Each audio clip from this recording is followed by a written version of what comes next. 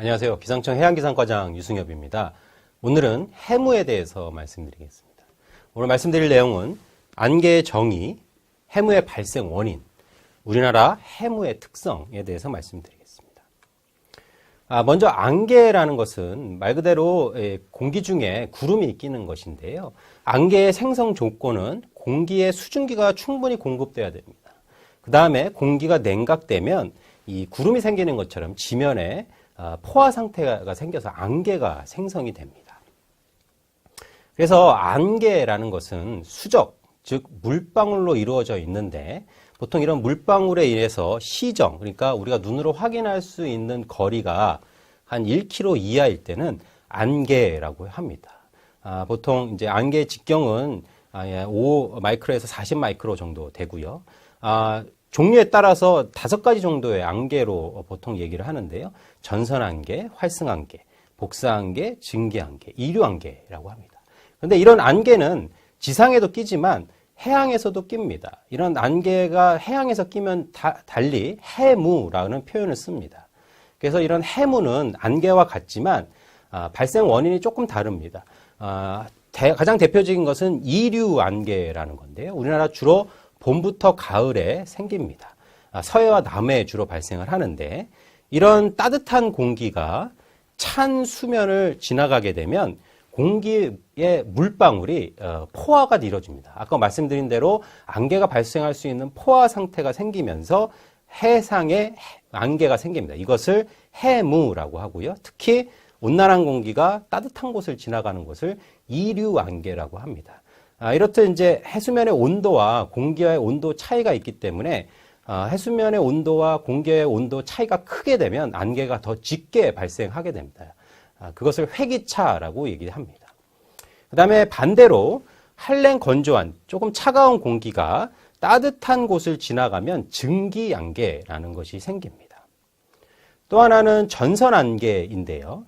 전선을 따라서 두 개의 공기 덩어리가 혼합해서 생기는데 이쪽은 따뜻한 공기, 이쪽은 찬 공기가 생기면 기상학적으로 이렇게 전선이 발생합니다. 그래서 이때 찬 공기와 따뜻한 공기가 서로 상호작용을 일으켜서 안개가 발생을 합니다. 이렇듯 이류안개, 증기안개, 점선안개가 주로 해상에서 생기는 안개, 해무의 발생 원인이 됩니다.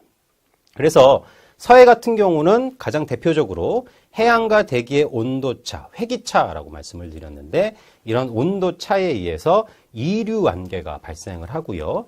장마철과 6월, 7월에 굉장히 집중돼서 발생을 합니다. 지속시간도 굉장히 길어서요. 일단 발생하면 10시간에서 15시간까지 굉장히 길게 나타납니다. 남해 같은 경우도 발생을 하는데요. 이때도 이류안개가 주로 발생을 하고 5월에서 7월, 서해보다는 좀 짧은 7시간에서 8시간, 특히 목포 같은 지역에, 남해 서부 지역에 굉장히 안개가 많이 발생을 합니다. 동해 같은 경우는 전선안개가 대부분이고요. 지속시간이 좀 짧습니다. 다만 울릉도 같은 곳은 굉장히 안개가 많이 발생하는 사례가 있습니다. 그래서 한 사례를 보면 이 안개, 해무를 통해서 저시정, 아까 말씀드린 눈으로 확인할 수 있는 거리가 굉장히 짧은 1km 미만이 되는데 주로 신안군, 진도군 쪽에 이런 저시정으로 인해서 안개에 의해서 사고가 발생을 합니다. 이 빨간색으로 표시한 것이 2011년부터 15년 사이에 해무, 저시정에 의해서 사고가 발생한 사례를 표시해 놓은 것입니다. 이렇듯 이제 이런 해무는 1년 중에 5월, 6월, 7월, 8월까지 장마철과 여름철에 주로 많이 발생을 하고요. 다른 지역에 비해서 백령도, 흑산도와 같이 연안 지역, 해양 지역에 특히 서해와 서해 남부 지역에 굉장히 많은 날수가 발생하는데요. 백령도 같은 경우는 1년에 한 100일 이상 해무가 발생을 합니다. 이런 이제 그 백령도, 많이 발생하는 백령도와 흑산도의 해무 통계를 보면요. 2010년도와 2016년 사이에 2011년도가 굉장히 많은 해무가 발생을 했고요. 2014년 같은 경우 최소로 해무가 발생을 했습니다.